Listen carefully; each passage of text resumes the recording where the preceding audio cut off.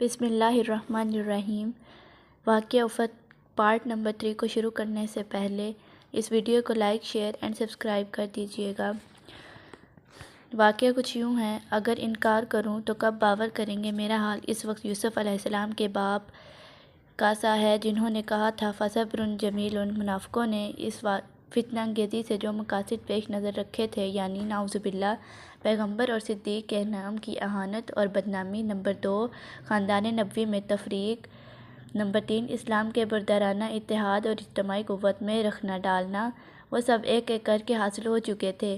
اب وہ وقت تھا کہ عامل غیب کی زبان گویا ہو۔ بالآخر وہ گویا ہوئی۔ حضرت عائشہ رضی اللہ عنہا کہتی ہیں کہ آپ صلی اللہ علیہ وآلہ وسلم پر وحی کی کیفیت طاری ہوئی، پھر مسکراتے ہوئے سر اٹھایا، پیشانی پر پسینے کے قطرے موتیوں کی طرح ڈھلک رہے تھے اور یہ آیتیں نازل ہوئیں۔ سورہ نور آیت نمبر 11۔ ترجمہ: جن لوگوں نے یہ افطرا باندھا ہے وہ تم ہی میں سے کچھ لوگ ہیں، تم اس کو برا نہ سمجھو بلکہ اس میں تمہاری بہتری تھی۔ مومنین اور منافقین کی تمیز ہو گئی۔ ہر شخص کو حصے کے مطابق گناہ اور جس کا اس میں بڑا حصہ تھا اس کو بڑا عذاب ہوگا۔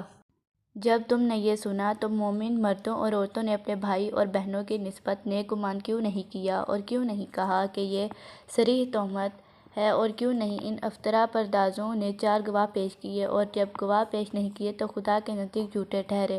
اگر خدا کی عنایت و مہربانی دین و دنیا میں تمہارے شامل حال نہ ہوتی تو جو افواہ تم نے اڑائی تھی اس پر تم کو سخت عذاب پہنچتا۔ جب تم اپنی زبان سے اس کو پھیلا رہے تھے اور منہ سے وہ بات نکال رہے تھے جس کا تم کو علم نہ تھا، اور تم اس کو ایک معمولی بات سمجھ رہے تھے حالانکہ خدا کے نزدیک وہ بہت بڑی تھی، تم نے سننے کے ساتھ یہ کیوں نہیں کہا کہ ہم کو ایسی ناروا بات منہ سے نہیں نکالنی چاہیے؟ خدا پاک ہے، یہ بہت بڑا بہتان ہے۔ خدا نصیحت کرتا ہے، اگر تم مومن ہو تو ایسی بات نہ کرو۔ خدا اپنے احکام بیان کرتا ہے اور وہ دانا اور حکمت والا ہے۔ جو لوگ یہ چاہتے ہیں کہ مسلمانوں میں برائی پھیلے، ان کے لیے دین و دنیا دونوں میں بڑی دردناک سزا ہے۔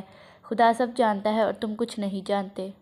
سورہ نور آیت نمبر 23 سے 27 کا ترجمہ: جو لوگ بھولی بھالی پاک دامن بیویوں پر تہمت رکھتے ہیں وہ دنیا اور عقبہ دونوں میں ملعون ہوں گے اور ان کو بڑا عذاب ہوگا اس دن جب خود ان کی زبانیں اور ان کے ہاتھ پاؤں ان کے کرتوتوں پر گواہی دیں گے۔ ماں نے کہا، لو بیٹی اٹھو اور شوہر کے قدم لو۔ حضرت عائشہ رضی اللہ عنہا نے نسوانی غرور و ناز کے ساتھ جواب دیا، میں صرف اپنے خدا کی شکر گزار ہوں، کسی اور کی ممنون نہیں۔ اس کے بعد قانون ازالہ حیثیت کے مطابق 3 مجرموں کو 80 کوڑے کی سزا دی گئی۔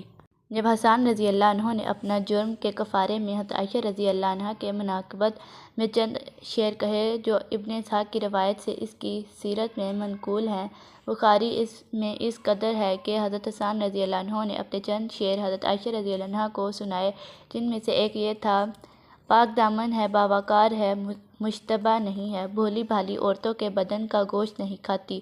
حضرت عائشہ رضی اللہ عنہا نے یہ شعر سن کر کہا، سچ ہے مگر تم ایسے نہیں ہو۔ یہ اشارہ ان کے واقع تہمت میں شرکت کی طرف تھا۔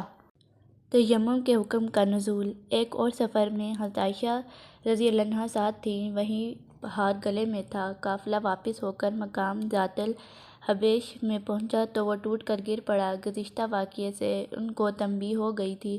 فوراً آپ صلی اللہ علیہ وآلہ وسلم کو مطلع کیا۔ صبح قریب تھی، آپ صلی اللہ علیہ وآلہ وسلم نے پڑاؤ ڈال دیا اور ایک آدمی اس کے ڈھونڈنے کو دوڑ آیا۔ اتفاق یہ کہ فوج نے منزل کی تھی وہاں پانی مطلق نہ تھا۔ نماز کا وقت آ گیا۔ لوگ گھبرائے ہوئے حضرت ابوبکر رضی اللہ عنہ کے پاس پہنچے کہ عائشہ رضی اللہ عنہا نے فوج کو کس مصیبت میں ڈال رکھا ہے۔ وہ سیدھے حضرت عائشہ رضی اللہ عنہا کے پاس پہنچے، دیکھا تو حضور صلی اللہ علیہ وآلہ وسلم ان کے زانوں پر سر رکھے آرام فرما رہے تھے۔ بیٹی کو کہا، ہر روز تم نئی مصیبت سب کے سر لاتی ہو، اور غصے سے ان کے پہلو میں کئی کونچے دیے، لیکن وہ آپ صلی اللہ علیہ وسلم کی تکلیف کے خیال سے ہل بھی نہ سکیں۔ آپ صبح کو بیدار ہوئے تو واقعہ معلوم ہوا۔ اسلام کے تمام احکام کی یہ خصوصیت ہے کہ وہ ہمیشہ مناسب واقعات کی تقریب سے نازل ہوئے ہیں۔